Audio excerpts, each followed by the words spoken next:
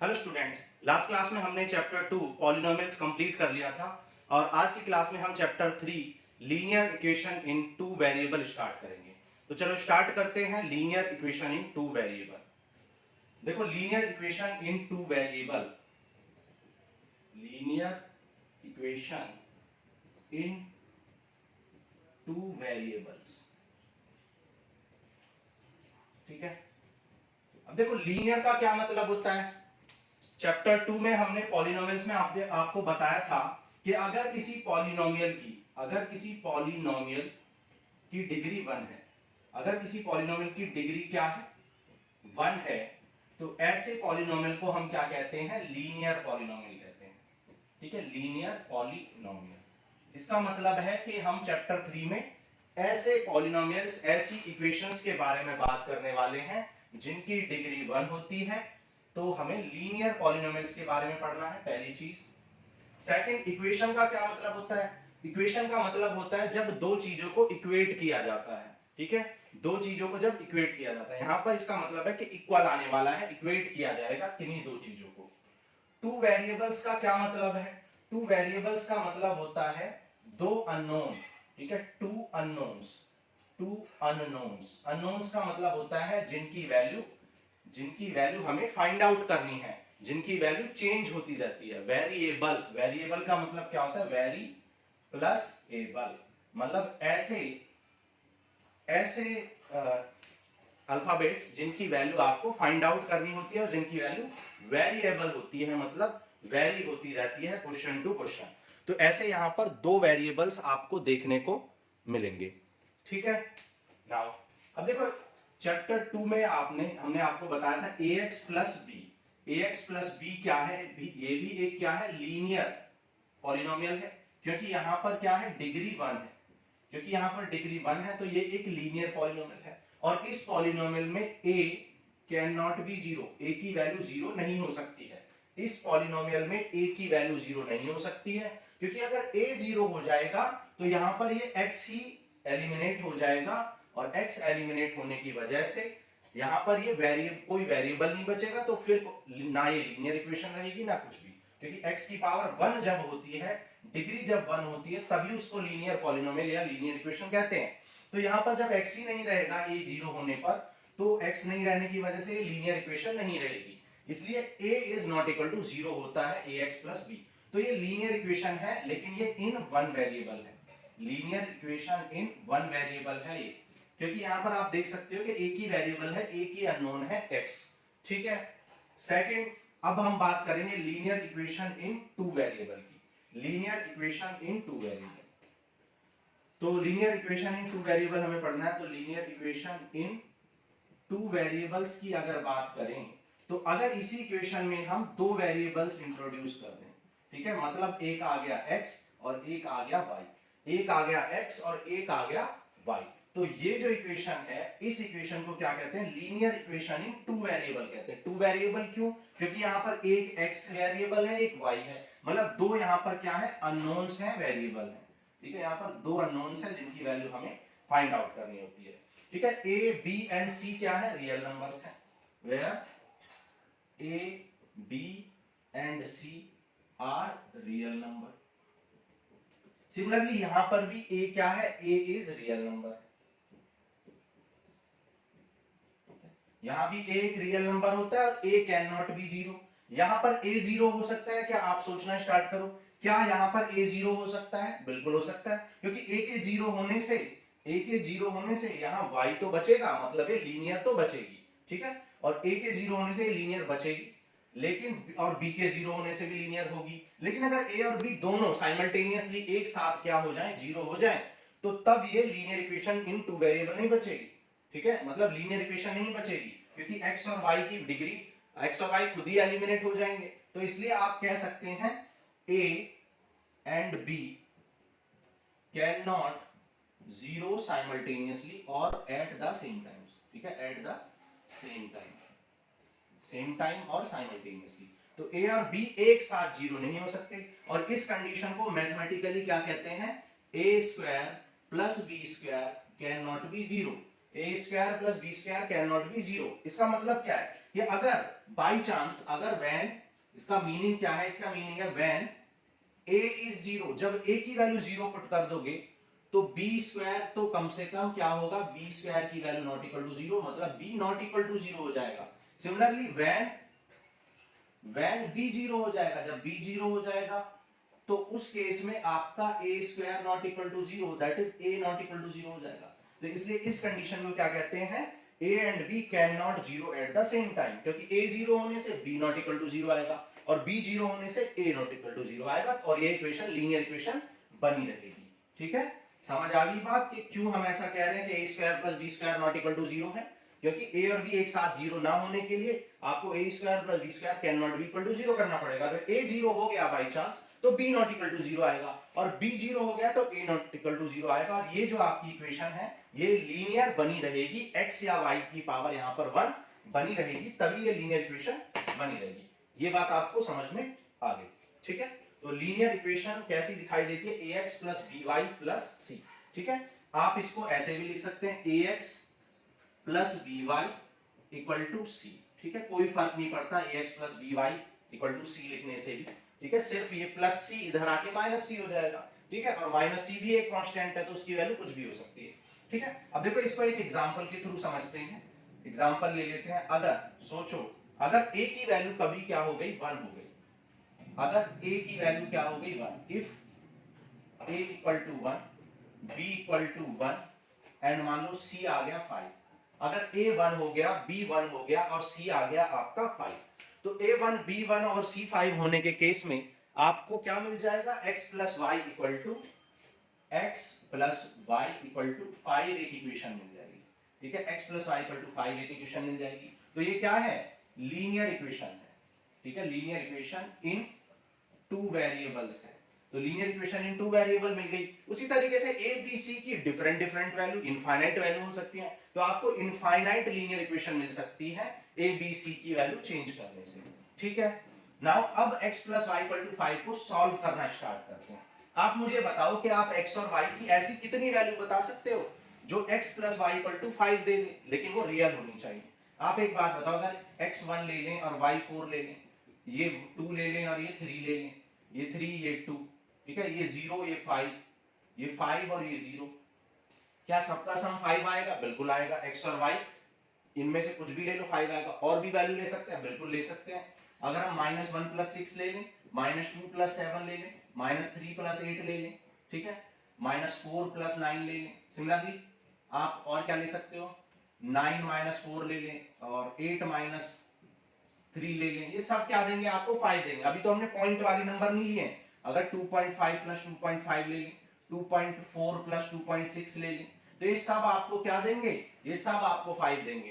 तो जब आपको एक ही इक्वेशन दी होती है, जब आपको एक इक्वेशन दी होती है, when equation less than number of equation, ठीक है, when number of equation less than number of variable होती है,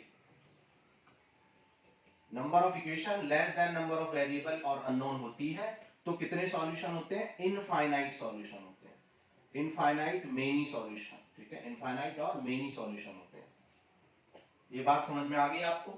ठीक है, जब नंबर ऑफ इनफाइनाइट वेरिएबल होते हैं तो कितने सॉल्यूशन होते हैं, इनफाइनाइट मेनी सॉल्यूशन होते हैं, क्योंकि x और y की इनफाइनाइट वैल्यूज आप ड्रॉ कर सकते हो। क्लियर? तो नोट कर लो ये इतना, फिर हम आगे चलते हैं। देखो आगे बढ़ते हैं। अब जैसे हम इसी एग्जांपल को लेते हैं, x plus Y equal to 5, ठीक है, x plus Y equal to 5, इसके इनफाइनाइट सॉल्यूशन हो सकते हैं। ठीक है, इसके इनफाइनाइट सॉल्यूशन होते हैं और अब हम इसका एक ग्राफ ड्रॉ करना आपको सिखाएंगे। ठीक है, ग्राफ ड्रॉ करना। ठीक है, तो ग्राफ ड्रॉ कैसे करते हैं, देखो ये बात आप क्लास 9 में भी सीख चुके हो। सबसे पहले आप क्या करते हो, व्हेन x इक्वल टू 0, आप x इक्वल टू 0 पुट कर लेते हैं। तो जब x इक्वल टू 0 होगा तो y इक्वल टू कितना आ जाएगा, 0 plus y, that is y equal to 5 आ जाएगा।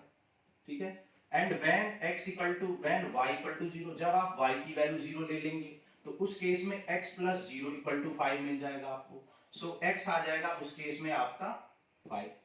तो आपको 2 पॉइंट मिल गए। यहां पर x और y की वैल्यू, यहां पर x और y की वैल्यू क्या मिल चुकी है, जब x 0 तो y 5 मिला है। एंड दूसरा पॉइंट क्या मिला है, जब जब y 0 है तो x 5 है, x 5 है तो y 0 है। ये 2 पॉइंट आपको मिल चुके हैं। अब इन पॉइंट्स को आप ड्रॉ करके देखो। जब आप इन पॉइंट्स को ड्रॉ करोगे तो क्या होगा, देखो मान लो ये 1 2 3 4 5, ये हो गया मान लो 5,0, क्योंकि x एक्सिस पर y 0 होता है। 1 2 3 4 5, ठीक है, ये हो गया 5,0, ठीक है, सॉरी 0,5, क्योंकि y एक्सिस पर x 0 होता है। तो इन पॉइंट्स को ज्वाइन कर लो, ठीक है, इन पॉइंट्स को कर दिया आपने ज्वाइन, और यही वो लाइन है जो किसको रिप्रेजेंट करती है, x plus Y equal to 5 को। इस लाइन पर, इस पूरी लाइन पर आपको x प्लस वाई की वैल्यू 5 मिलेगी। आप चेक कर लो, चेक कर लो आप, देखो ये 1 है, ये 2 है, ये 3 है, ये 4 है। मान लो यहां पर देखते हैं, देखो यहां पर आप देख सकते हो कि यहां पर x की वैल्यू 4 है और y की वैल्यू यहां पर 1 है। तो x की वैल्यू 4 और y की वैल्यू 1, क्या x और y का सम 5 है? 4 प्लस 1 5, बिल्कुल है।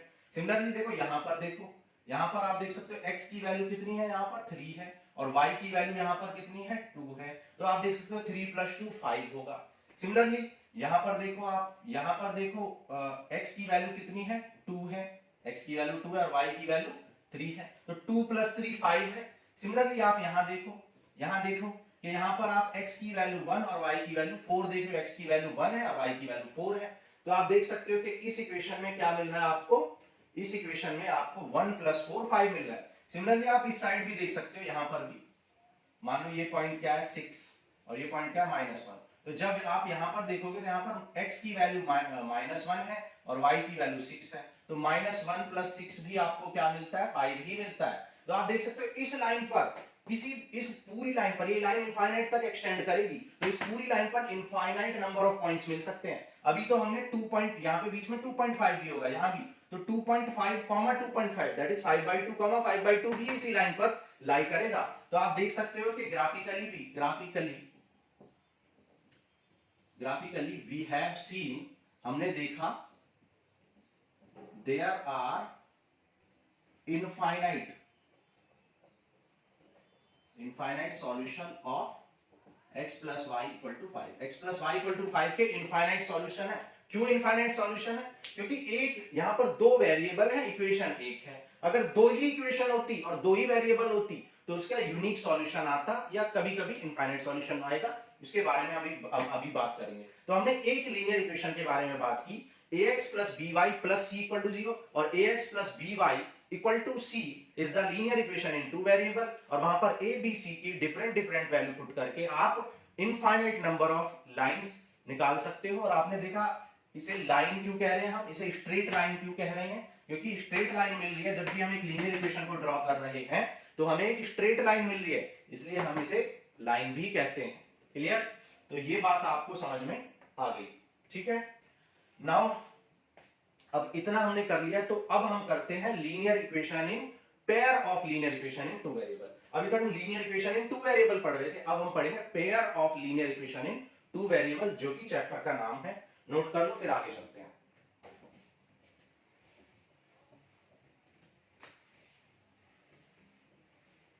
अब देखो pair of linear equation in two variable, pair of linear equation in two variable. अब देखो पेयर ऑफ लीनियर, पेयर का मतलब क्या है, पेयर मतलब दो, ठीक है।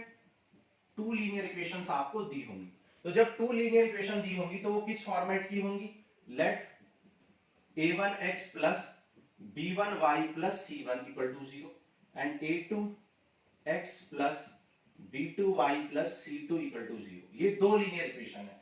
सेम कंडीशन यहां पर भी अप्लाई होगी, a1 b1 एंड c1।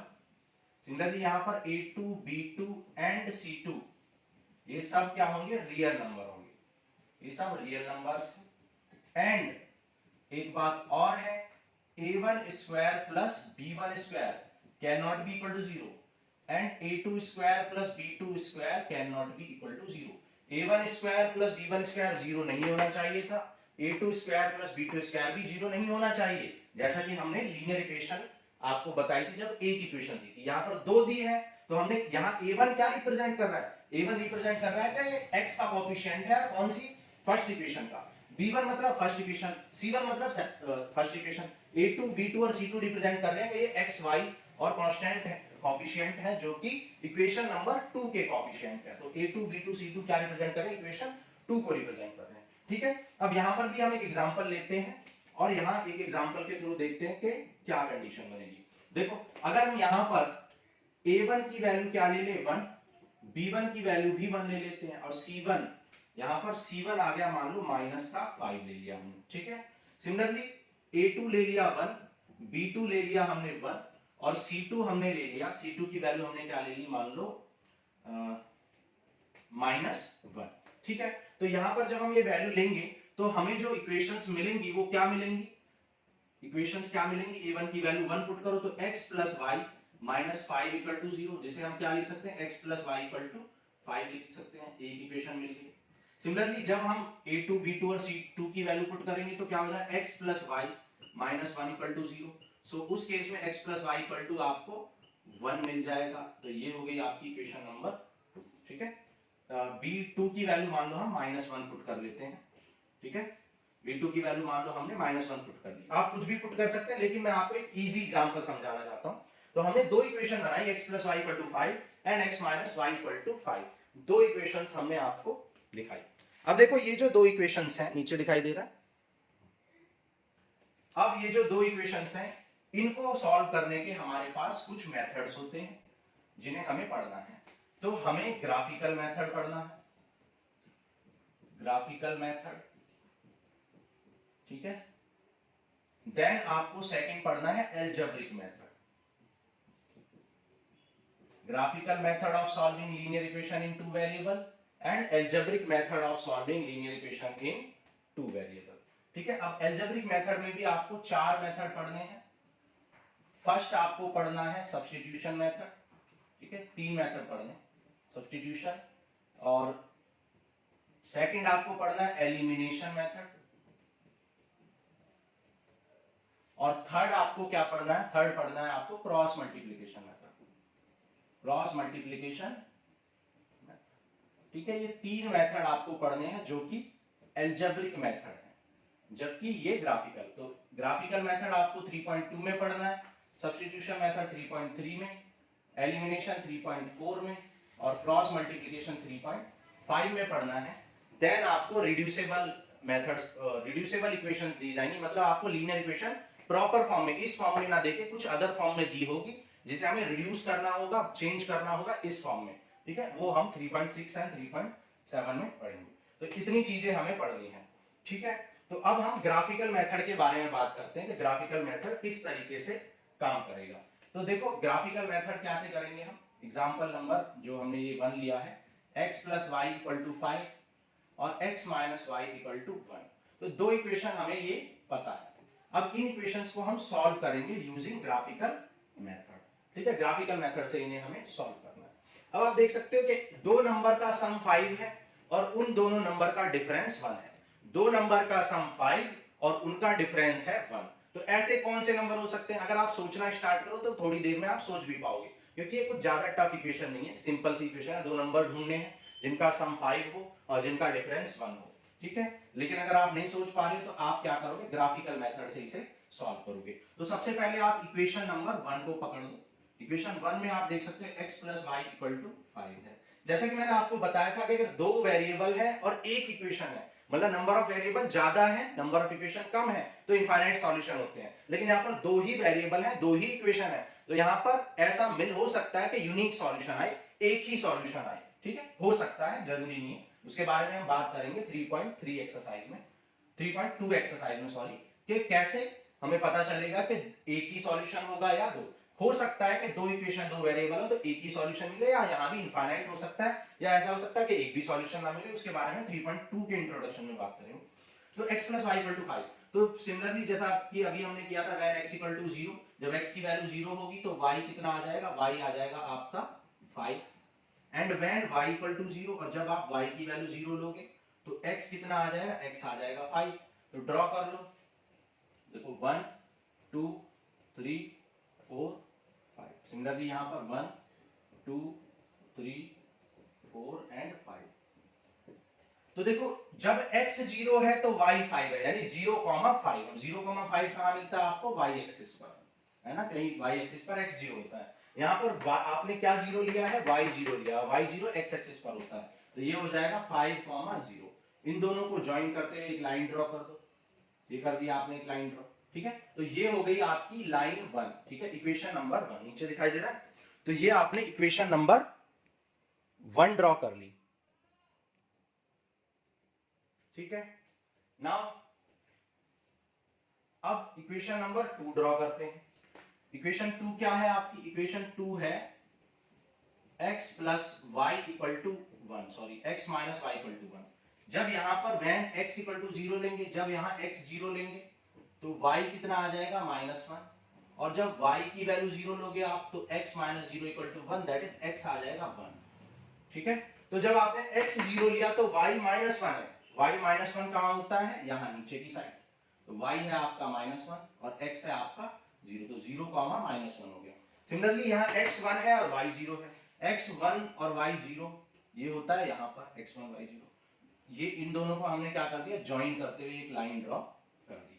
तो ये जो पॉइंट है आप देख सकते हो कि ये जो पॉइंट है, जैसा कि हमने बताया था जब आपको वन इक्वेशन का ग्राफ ड्रॉ किया था तो हमने देखा था कि उस इक्वेशन के ग्राफ पर, उस इक्वेशन के ऊपर, उस लाइन के ऊपर जितने भी पॉइंट थे वो उस इक्वेशन के सॉल्यूशन थे। जितने भी पॉइंट थे वो सब सॉल्यूशन थे, इनफाइनाइट सॉल्यूशन वहां पर मिल रहे थे। यहां पर फर्स्ट इक्वेशन के कितने सॉल्यूशन होंगे? इनफाइनाइट, क्योंकि फर्स्ट इक्वेशन पर या फर्स्ट लाइन पर इनफाइनाइट पॉइंट्स हैं। सिमिलरली सेकंड लाइन पर भी इनफाइनाइट पॉइंट्स हैं, जैसा कि हमने दिखाया था। तो यहां पर भी इनफाइनाइट पॉइंट है, यहां पर भी इनफाइनाइट पॉइंट है। तो ये इसके इनफाइनाइट पॉइंट इसको सेटिस्फाई करेंगे और इसके इनफाइनाइट इसको सेटिस्फाई करेंगे। लेकिन कौन से पॉइंट दोनों को सेटिस्फाई करेंगे? वो पॉइंट दोनों को सेटिस्फाई करेंगे जो दोनों पर लाई करते हैं। और आप देख सकते हो सिर्फ एक ही ऐसा पॉइंट है, एक ही ऐसा पॉइंट है जो दोनों पर है, common point which is on both line. एक ही ऐसा पॉइंट है जो दोनों लाइन के ऊपर है, इसलिए इसको हम क्या कहते हैं? इसको हम इंटरसेक्टिंग पॉइंट भी कहते हैं,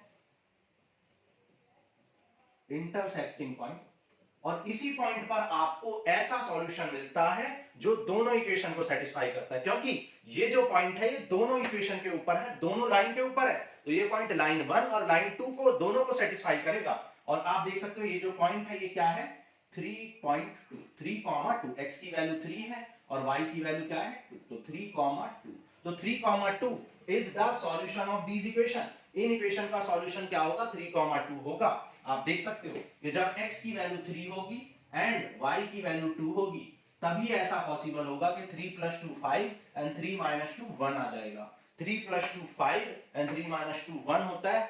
इसका मतलब x = 3 एंड y = 2 दोनों इक्वेशन का सॉल्यूशन है। दोनों इक्वेशन को क्या कर रहा है? सेटिस्फाई कर रहा है। इसलिए दोनों का सॉल्यूशन ऐसा क्यों हो रहा है? क्योंकि 3,2 दोनों लाइन के ऊपर है। और जैसा कि मैंने बताया था कि अगर कोई पॉइंट किसी लाइन के ऊपर है तो वो उस लाइन का सॉल्यूशन होता है। सिमिलरली ये जो पॉइंट है 3,2 ये लाइन 1 और लाइन 2 दोनों के ऊपर है, ये कॉमन पॉइंट है, ये इंटरसेक्टिंग पॉइंट है। तो ये जो है ये सॉल्यूशन होगा दोनों इक्वेशन का। आप चेक कर सकते हो 3 + 2 5 एंड 3 - 2 1 भी है। क्लियर? तो हमने ग्राफिकल मेथड आपको सिखा दिया, नोट कर लो, फिर आगे बात करते हैं।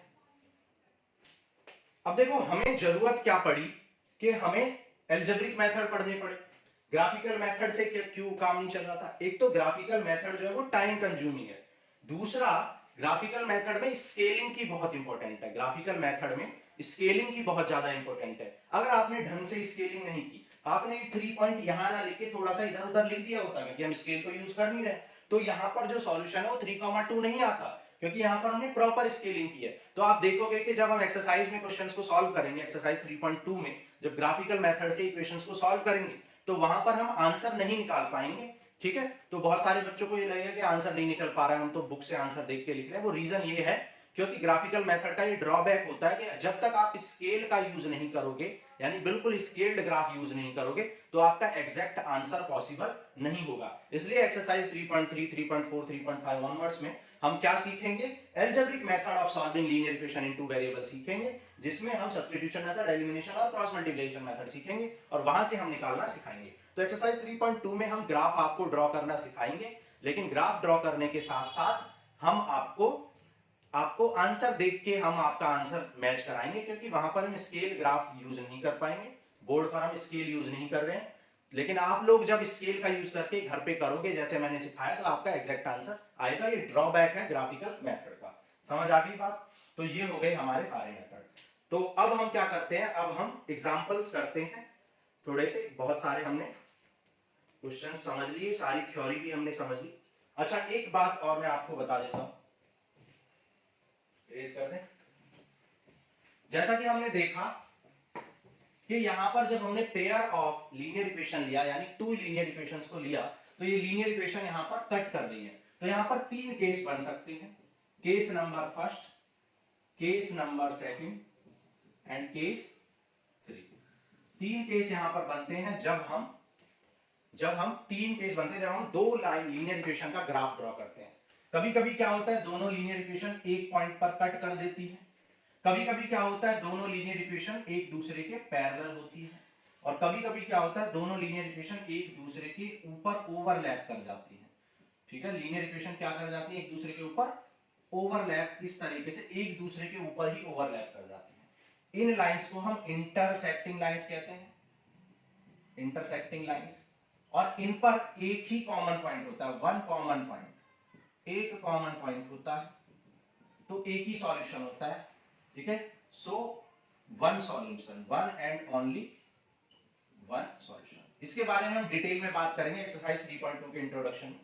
सेकंड केस में क्या है, सेकंड केस में यहां पर कहीं पर भी ये कट नहीं कर रहे हैं, तो no common point, no common point. अच्छा, ऐसी लाइंस को हम क्या कहते हैं, पैरेलल लाइंस कहते हैं, पैरेलल लाइंस। ठीक है, इन्हें हम नॉन इंटरसेक्टिंग लाइंस भी कहते हैं, नॉन इंटरसेक्टिंग लाइंस भी कहते हैं। ठीक है, यहां पर नो कॉमन पॉइंट होता है, कोई कॉमन पॉइंट नहीं होता है। और कोई कॉमन पॉइंट ना होने की वजह से ऐसा कोई पॉइंट ही नहीं होता है जहां पर जो दोनों लाइंस के ऊपर, जो दोनों लाइंस के ऊपर क्या कर रहा हो, लाई कर रहा हो, ऐसा कोई पॉइंट नहीं होता, नो कॉमन पॉइंट। इसलिए क्या होता है, नो सॉल्यूशन। इसलिए कोई सॉल्यूशन होता ही नहीं है, कोई ऐसा पॉइंट ही नहीं मिलता जो दोनों लाइन के ऊपर है, तो सॉल्यूशन मिलेगा ही नहीं। क्योंकि ऐसा पॉइंट मिलना जरूरी है जो दोनों लाइन के ऊपर हो, तभी तो वो दोनों लाइन को सेटिस्फाई करेगा, दोनों लाइन का आंसर होगा, सॉल्यूशन होगा। तो ऐसा यहां पर होता है। क्लियर है? तो ये बातें हम डिटेल में भी पढ़ेंगे एक्सरसाइज 3.2 के अंदर। और इस टाइप की लाइंस को यहां पर क्या कहते हैं, कोइंसाइडिंग लाइंस कहते हैं, कोइंसाइडिंग लाइंस, या हम इसे इन्हें हम ओवरलैपिंग लाइंस भी कहते हैं। और इन लाइंस के ऊपर आप देख सकते हो इनफाइनाइट ऐसे पॉइंट हैं जो दोनों लाइन के ऊपर है, तो यहां पर इनफाइनाइट, इनफाइनाइट कॉमन पॉइंट्स होते हैं, इनफाइनाइट कॉमन पॉइंट्स होते हैं यहां पर। और इनफाइनाइट कॉमन पॉइंट्स होने की वजह से यहां पर इनफाइनाइट सॉल्यूशन होते हैं, ऐसे पॉइंट्स इनफाइनाइट होते हैं जो दोनों को सेटिस्फाई करते हैं, तो यहां पर इनफाइनाइट सॉल्यूशन मिलते हैं। ठीक है, तो ये सब बातें भी आप नोट कर लो, देन फिर एक्सरसाइज 3.1 के एग्जांपल सॉल्व करेंगे।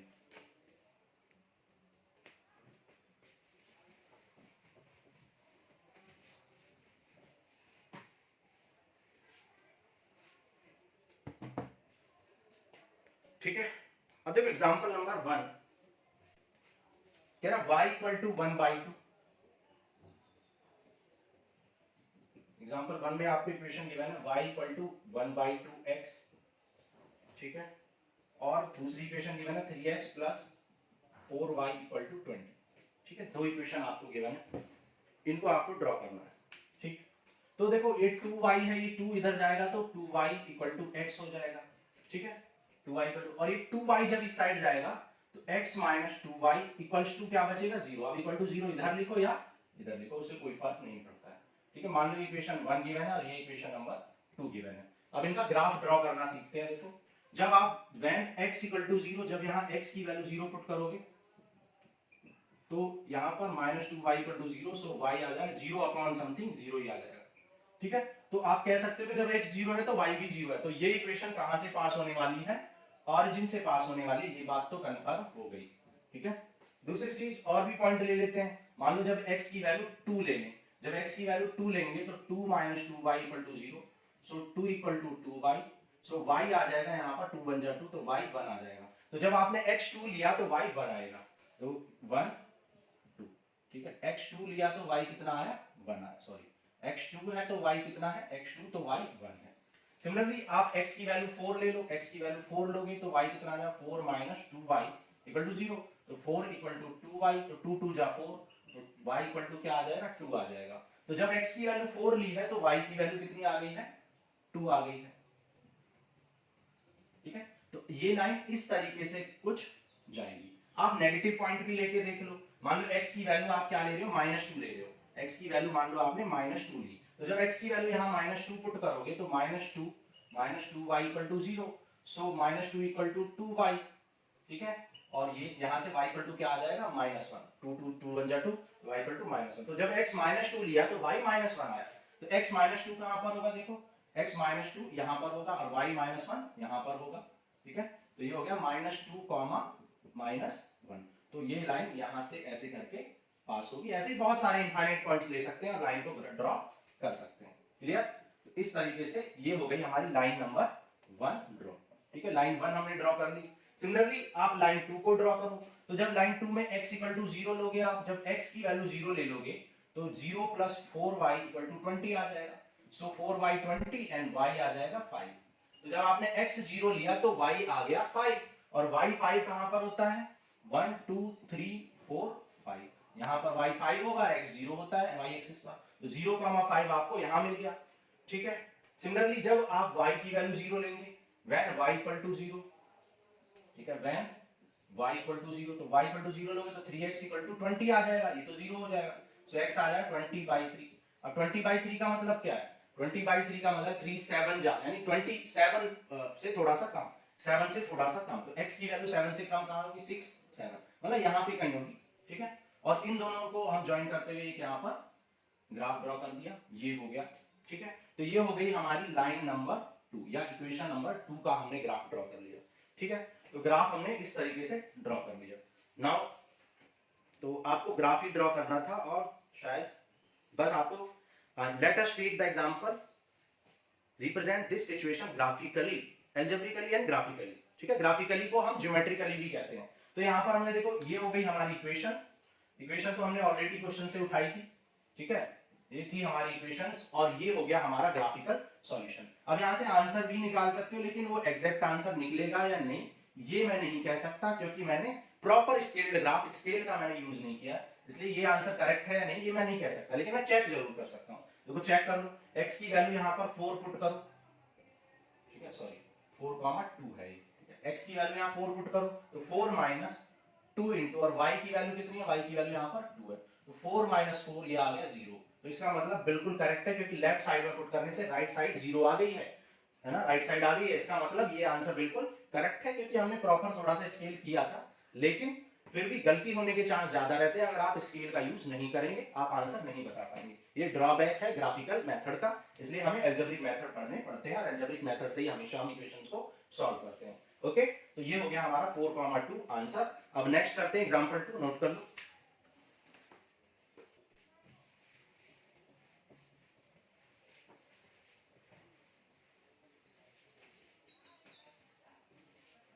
देखो एग्जांपल नंबर 2 करते हैं। कह रहा Romila want to a stationery shop, ठीक है, Romila went to a stationery shop and purchased 2 pencil. ठीक है, रोमिला ने 2 पेंसिल और 3 इरेजर परचेज किए for 9 rupees. Her friend Sonali saw the new variety of pencil and eraser with Romila and she bought 4 pencil and 6 eraser of the same kind. ठीक है, for 18 represent the situation algebraically and graphically. तो आपको situation को algebraically and graphically represent करना है। पहले equations निकालनी है, एल्जेब्रिकली मतलब इक्वेशन निकालनी है, और ग्राफिकली मतलब उसका ग्राफ फिर आपको ड्रॉ करना है। ओके, ठीक है, तो देखो क्या कह रहा है, रोमिला वेंट टू। अब देखो इस तरह के क्वेश्चंस में आपको, एक मिनट, इस तरह के क्वेश्चंस में आपको क्या करना पड़ता है, आपको सबसे पहले लेट करना पड़ता है। जिस भी चीज के बारे में बात होती है, यहाँ पर पेंसिल और इरेजर की बात हो रही है, तो हम लेट करेंगे, let the price of pencil and pen is x and y respectively. ठीक है, let price of pencil and pen is x and y rupees respectively. ठीक है, मतलब पेंसिल का प्राइस कितना है x और पेन का प्राइस कितना है y। अब यहां पर देखो क्या कह रहा है कि रोमिला ने 2 पेंसिल परचेज की और 3 इरेजर परचेज की। ठीक है, तो क्वेश्चन के अकॉर्डिंग जो कॉस्ट ऑफ 2 पेंसिल, 2 पेंसिल की कॉस्ट कितनी हो जाएगी भाई? एक पेंसिल की कॉस्ट x रुपए है, तो 2 पेंसिल की कितनी हो जाएगी? x प्लस x, ठीक है। और x प्लस x ना कह के आप 2x कह सकते हो, क्योंकि x प्लस x कितना होता है? 2x, ठीक है। तो 2 से इंटू कर लो तो 2x हो गया। सिमिलरली कॉस्ट ऑफ 3 पेन की कॉस्ट कितनी हो जाएगी? 3y हो जाएगी, क्योंकि एक पेन की कॉस्ट y रुपीस है, तो 3 की कितनी हो जाएगी? 3 टाइम्स, या फिर y प्लस y, और repeated addition is called multiplication, तो बार बार y प्लस y करने से बेटर है 3 टाइम्स ऑफ y। तो टोटल कॉस्ट कितनी हो गई? टोटल कॉस्ट क्या आ जाएगी भाई? 2x plus 3y। 2x rupees की क्या है? पेंसिल है, एंड 3y की क्या है? पेन है। तो टोटल कॉस्ट इतनी पे करनी पड़ेगी। लेकिन according to question total cost कितनी गिवन है? टोटल कॉस्ट 9 रुपीस गिवन है। इसका मतलब 2x plus 3y should be equal to 9 according to the question. Total cost 9 rupees होनी चाहिए। हमारे according total cost 2x plus 3y है, लेकिन क्वेश्चन कह रहा है कि टोटल कॉस्ट 9 रुपीस है, तो 2x plus 3y equal to 9 हो गया। सिमिलरली अब आपसे क्या पूछा है? उसकी फ्रेंड ने, सोनाली ने क्या किया? 4 पेंसिल एंड 6 इरेजर बॉट किए, ठीक है। अब यहां पर क्या होगा? Cost of 4 pencil and 6 eraser, ठीक है। Cost of 4 pencil and 6 eraser, पहले सॉरी, कॉस्ट ऑफ 4 पेंसिल क्या हो जाएगी? 4x, और 6y क्या हो जाएगी? कॉस्ट ऑफ 6 इरेजर, ठीक है। इरेजर की बात हो रही है, अच्छा यहाँ पर भी इरेजर की ही बात थी, सॉरी, ठीक है। यहाँ भी इरेजर ही था, मैंने पेन लिख दिया गलती से, ठीक है। तो 4 pencil and 6 eraser, 4x plus 6y, total cost कितनी आ जाएगी? 4x प्लस 6y, लेकिन क्वेश्चन के अकॉर्डिंग टोटल कॉस्ट कितनी है? 18 रुपीस है, ठीक है। तो ये हो गई आपकी इक्वेशन नंबर 2, ठीक है। इक्वेशन नंबर 2 हो गई। तो एल्जेब्रिकली तो हमने निकाल लिया, अब हम ग्राफिकली इसको ड्रॉ करेंगे। तो ग्राफिकली इसको ड्रॉ करते हैं, तो यहाँ पे स्केलिंग कर लेते हैं। देखो स्केलिंग कर लो, मान लो ये 1 2 3 4 5 6, ठीक है। ये होगा 1 2 3 4 5 6, ठीक है। बाकी जरूरत पड़ेगी तो लिखेंगे 1 2 3 4 5 6। नाउ इक्वेशंस को ड्रॉ, यहाँ पर x और y की वैल्यू 0 पुट करो, ठीक है। फ्रॉम 1, इक्वेशन नंबर 1 को देखो। इक्वेशन 1 क्या है? 2x plus 3y equal to 9, तो 2x plus 3y equal to 9 है। तो जब आप when x equal to 0 put करोगे, जब x 0 पुट करोगे तो 3y इक्वल टू कितना आ जाएगा? 9, और y आ जाएगा 3। तो x 0 है तो y 3 है। x 0 कहां पर होता है? y एक्सिस पर, तो 0,3 हो गया ये, ठीक है। सिमिलरली यहां पर जब आप y0 लोगे तो x क्या आ जाएगा? 9/2, है ना। ये 0 हो जाए तो 9/2, दैट इज 4.5। अब 4.5 कहां पर होगा? x यहां पर, और y 0 होगा, तो ये हमारी लाइन इस तरीके से कुछ पास हो जाएगी। तो ये हो गई मेरी लाइन नंबर 1, ठीक है। लाइन 1 हो गई। सिमिलरली लाइन 2 को ड्रॉ करते हैं।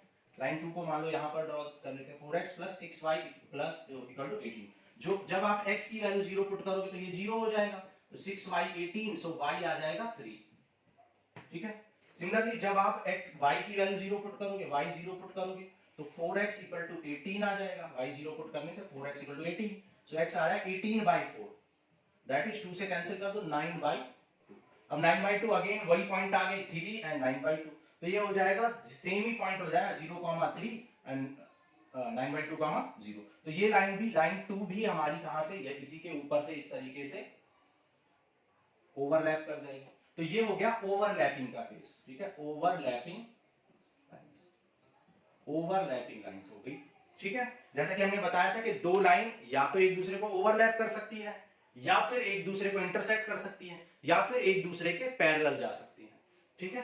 तो ये ओवरलैपिंग लाइंस होगी, जिन्हें हम कोइंसाइडिंग लाइंस भी कह सकते हैं, ठीक है। कोइंसाइडिंग लाइंस भी कह सकते हैं, एक ही बात है। तो फर्स्ट केस में इंटरसेक्टिंग लाइंस थी, सेकंड केस में कोइंसाइडिंग लाइंस। अब यहां पर कितने सॉल्यूशन होंगे? यहां पर इनफाइनाइट सॉल्यूशन होंगे, क्योंकि हर जगह पे ऐसे करोड़ों इनफाइनाइट नंबर ऑफ पॉइंट्स है जो दोनों लाइन के ऊपर है, दोनों लाइन को सेटिस्फाई कर रहे हैं। आप चेक भी कर सकते हो, मान लो ये पॉइंट उठा लेते हैं, ये मान लो ये पॉइंट है, ये क्या 3,1, तो ये पॉइंट दोनों इक्वेशन को सेटिस्फाई करेगा, दोनों इक्वेशंस को सेटिस्फाई करेगा। चेक कर लेते हैं अगर हमारा ग्राफ प्रॉपर है तो, अदरवाइज नहीं करेगा। देखो 3 4 जा यहां पे पुट करो, 4 3 जा 12, और y की वैल्यू कितनी है? y की वैल्यू है 1, तो 12 प्लस 6 18 हो गया, जो कि बिल्कुल करेक्ट है ना। इस इक्वेशन पे पुट करो, यहां पर देखो 2 इंटू 3 प्लस 3 इंटू 1, तो 3 2 जा 6 एंड 3 1 जा 3, तो 6 प्लस 3 क्या आ गया 9 आ गया, जो कि इसको भी सेटिस्फाई कर रहा है। सिमिलरली आप बहुत सारे पॉइंट देख सकते हो, अगर आप प्रॉपर स्केलिंग करके देखोगे तो इस लाइन के ऊपर जितने भी पॉइंट होंगे वो दोनों लाइन को सेटिस्फाई करेंगे, दोनों लाइन के सॉल्यूशन होंगे। इसलिए जब भी ओवरलैपिंग लाइंस होती है तो इनफाइनाइट नंबर ऑफ सॉल्यूशन होते हैं, infinite number of common points होते हैं। ये बात आपको नोट करके रख लेनी है, ये बहुत यूज होने वाली है एक्सरसाइज 3.2 के इंट्रोडक्शन में भी और सॉल्यूशन में भी। ठीक है, नोट कर लो। फिर चलते हैं थर्ड एग्जांपल, एग्जांपल 3 पर।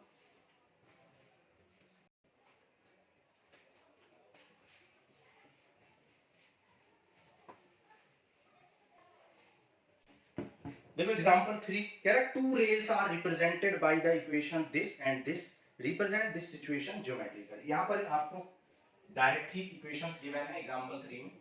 टू रेल्स की इक्वेशन आपको दे रखी है x + 2y - 4 = 0, जिसे आप क्या लिख सकते हैं x + 2y = 0 लिख सकते हैं, -4 को इधर लाओगे तो। और दूसरा दे रखा है 2x + 4y - 12 = 0।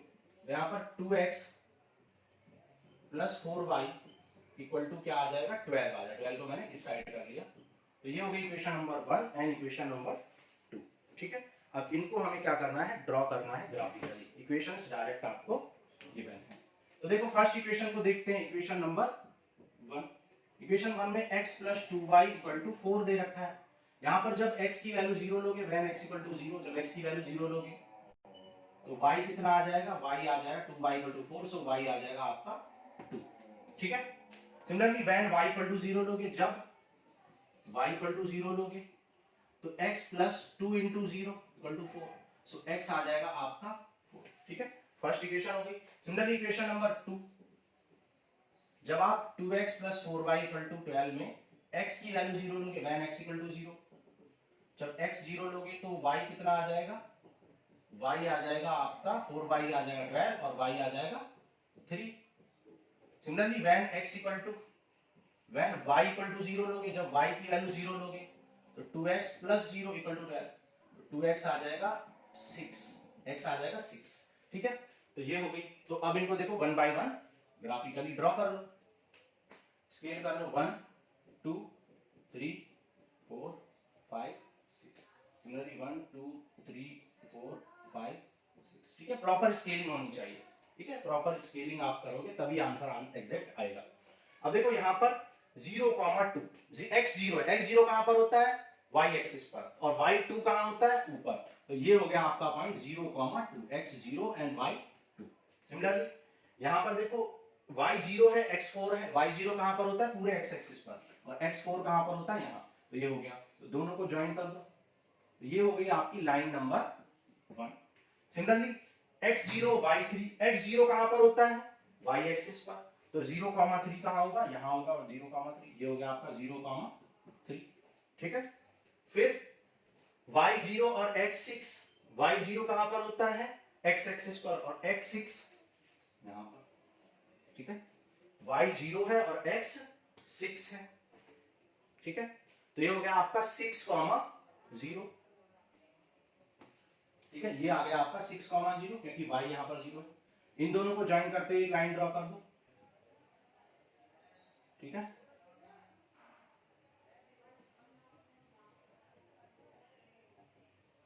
ये हो गई आपकी लाइन नंबर 2। आप देख सकते हो कि लाइन नंबर 1 एंड लाइन 2 क्या है, पैरेलल है। ठीक है, लाइन 1 एंड लाइन 2 क्या है, पैरेलल। ठीक है, line 1 is parallel to line 2। ठीक है, तो 3 एग्जांपल हमने किया, तीनों एग्जांपल में क्या है, सबसे पहले एग्जांपल में आपने देखा ग्राफ एक दूसरे को इंटरसेक्ट कर रहा है एक ही पॉइंट पर। तो एक पॉइंट पर जब इंटरसेक्ट कर रहा है तो एक कॉमन पॉइंट होगा, और वो कॉमन पॉइंट ही सॉल्यूशन होगा, इंटरसेक्टिंग पॉइंट होगा, कॉमन पॉइंट होगा। ठीक है, सेकंड केस में हमने देखा ओवरलैपिंग लाइंस है, तो वहां पर हम कोई भी पॉइंट उठा रहे थे पूरी लाइन पर, वो दोनों इक्वेशन को सेटिस्फाई कर रहा था, और जबकि इनफाइनाइट पॉइंट थे लाइन के ऊपर तो इनफाइनाइट सॉल्यूशन थे। ठीक है, और जब हमने ये एग्जांपल किया तो यहाँ पर पैरेलल लाइंस है, ये एक दूसरे को कहीं पर भी कट नहीं कर रही है, तो आप एक भी ऐसा पॉइंट नहीं बता पा रहे हो जो दोनों लाइन पर हो, और जब दोनों लाइन पर एक भी पॉइंट नहीं है तो ऐसा कोई आंसर ही नहीं पॉसिबल है कि जो दोनों लाइन को सेटिस्फाई कर दे। तो इसलिए इस तरह की इक्वेशंस का क्या होता है, नो सॉल्यूशन होता है। ठीक है, ये इंट्रोडक्शन हम यूज करेंगे एक्सरसाइज 3.2 के इंट्रोडक्शन में, ये सारी बातें, तो ये आपको लिए कंपलसरी था। ठीक है, तो आपको ये पता होना चाहिए। अब नेक्स्ट क्लास में हम करेंगे एक्सरसाइज 3.1 सॉल्व, देन फिर एक्सरसाइज 3.2 का इंट्रोडक्शन करेंगे। सो आज के लिए इतना ही, थैंक यू।